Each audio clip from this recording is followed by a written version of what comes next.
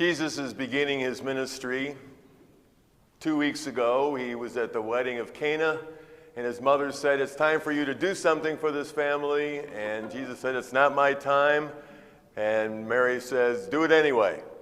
I'm your mother." So Jesus does turn the water to wine. Last week we talked about the fact that Jesus went off into the wilderness for 40 days and was spiritually prepared now for his ministry. And last week he came back from that experience of being 40 days and he's preaching in the synagogue. But he's talking to an audience that is used to a God that is about rules and obedience.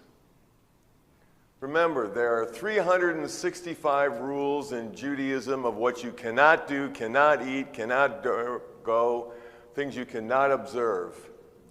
There are 248 rules of what you must do, you must eat, you must celebrate, you must be a part of. So 613 laws are what the Jewish folks are used to hearing. God is about obedience. God is about doing what you're supposed to do, and if you don't do it, you're punished. If you do it, you will be rewarded. So Jesus comes into that audience and he starts to preach a different gospel. The gospel for him is going to be based on love. And he's going to talk about love and he's going to demonstrate love in a variety of ways. And 30 years after Jesus' ministry is over, a disciple of Jesus by the name of Paul is going to put down for us some characteristics of what love is and what love isn't.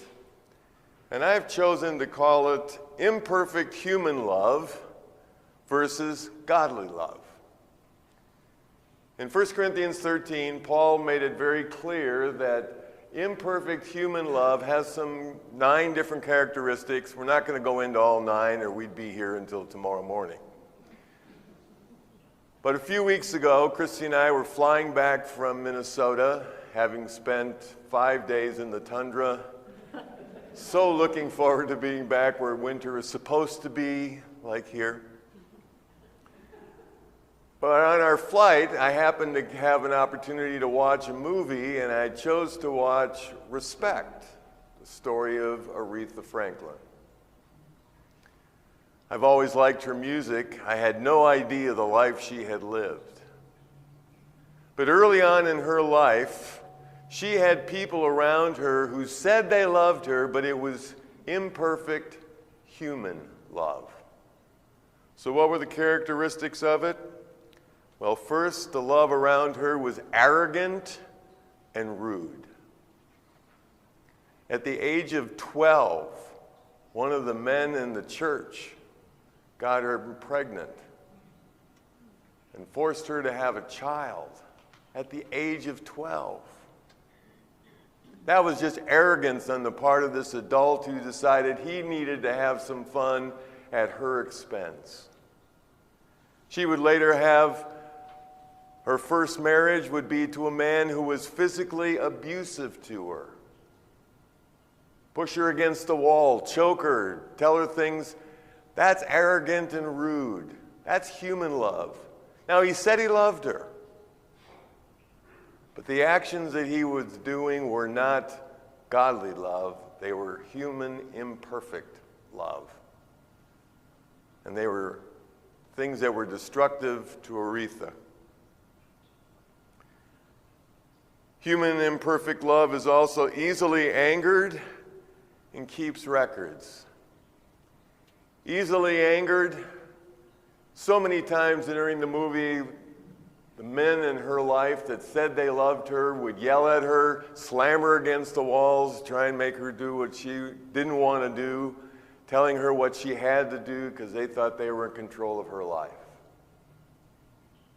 That's not godly love. That is imperfect human love. Now, some of you are old enough to remember the old S&H green stamps. Remember those? Yeah, some of you are going, say what? You used to be able to go to grocery stores and you would get stamps for Depending on how many dollars you spent, you get these stamps and you could put them in a book and you could redeem those books for great gifts. And I remember my parents having these books with these green stamps, S&H green stamps, Berry and Hutchinson was the company, and they would fill these books up and then you'd cash them in for the gifts. Well, I discovered over the years there are a lot of people who treat their relationships like the old S&H green stamp books. You do something that irritates me, I don't say anything at the moment, but I put a stamp in my book. And you do something else I don't like, and I put another stamp in my book. And then you do something else I don't like, and I put more stamps. And pretty soon my book is full, and one day there's an argument that happens between two people, and one of them says, "Oh yeah? Well, remember the time you did this, and remember the time you did that, and remember," they're cashing in the book. Imperfect human love keeps track of when people wrong you, so that you can hit them with it later.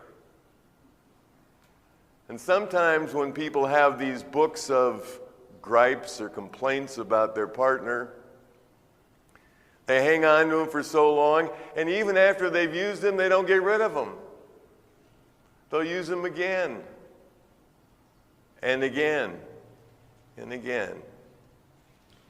Imperfect human love keeps record of the wrongs and cashes it in whenever it's convenient to make the other person feel bad. Imperfect human love is self-serving. It's about what's in it for me. What are you going to do for me? What are you going to give me? How are you going to make me feel better? An imperfect human love, Paul said, is love that is so centered on self. I want my needs to be met, that the person doesn't take time to consider the other person. Well, I don't know about you, but as I looked at the list of imperfect human love, most of the counseling I've done with couples over the years falls into that category. One of those things that they have done. And when we do that, we're not going to get very far because we're not experiencing godly love.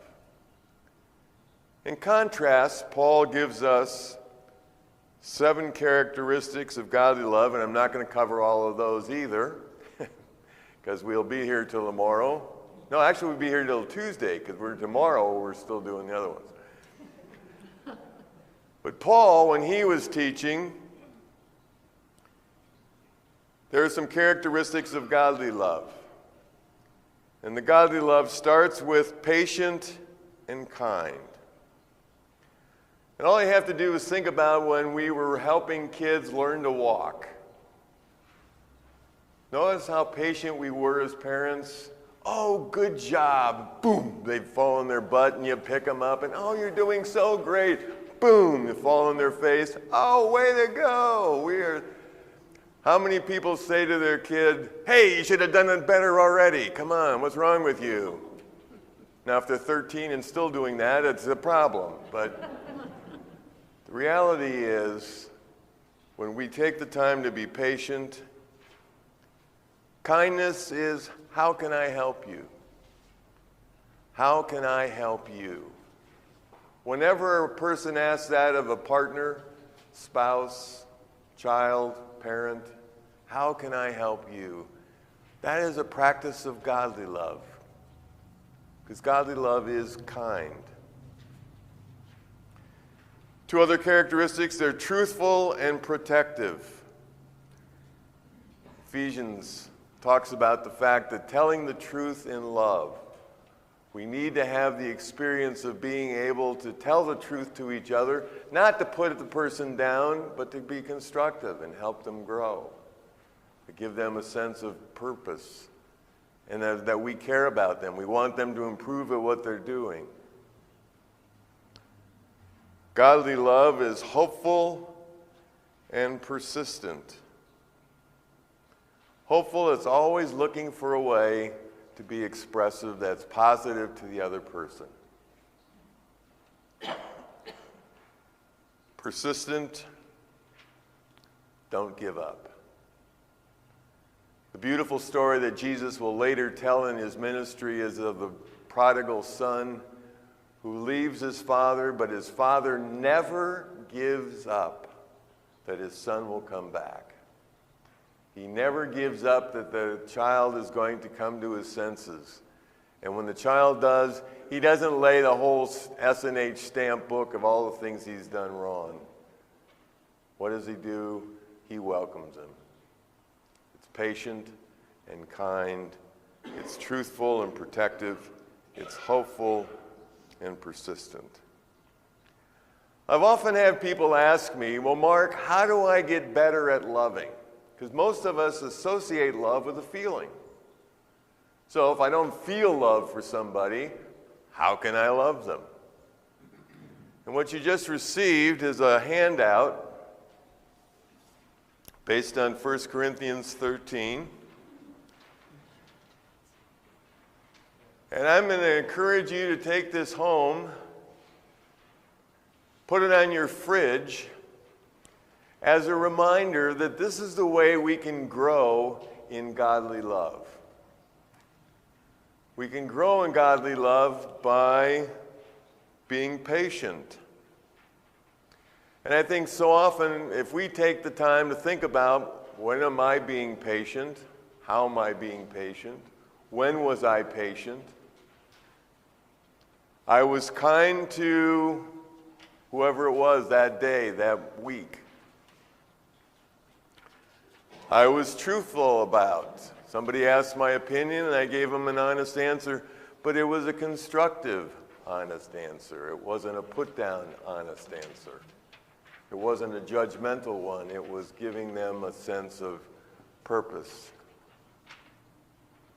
I was protective of whoever it might be when what did you do that was protective of someone else? I feel hopeful about.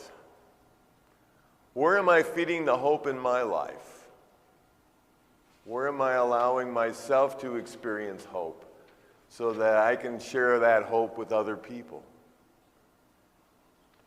I was persistent about. When we are being loving, we're finding ways to persist at giving folks patience, kindness, truthfulness, protection, and hope. And I'm trusting God for.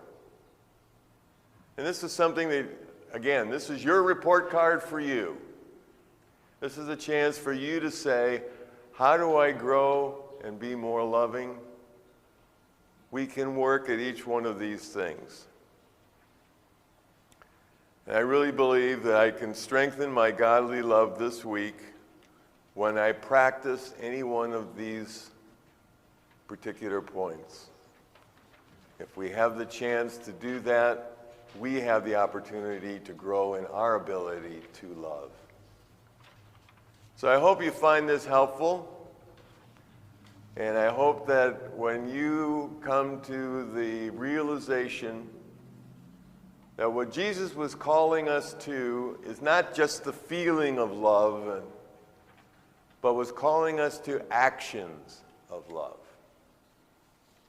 Jesus may not have had feelings for everybody that he touched or healed, but he did the acts of kindness, he did show the patience, he did have protectiveness. He did all those things as acts of godly love. So I pray that this is a helpful reminder for you this week that we can, in fact, grow in our ability to demonstrate love. Thanks be to God. Amen.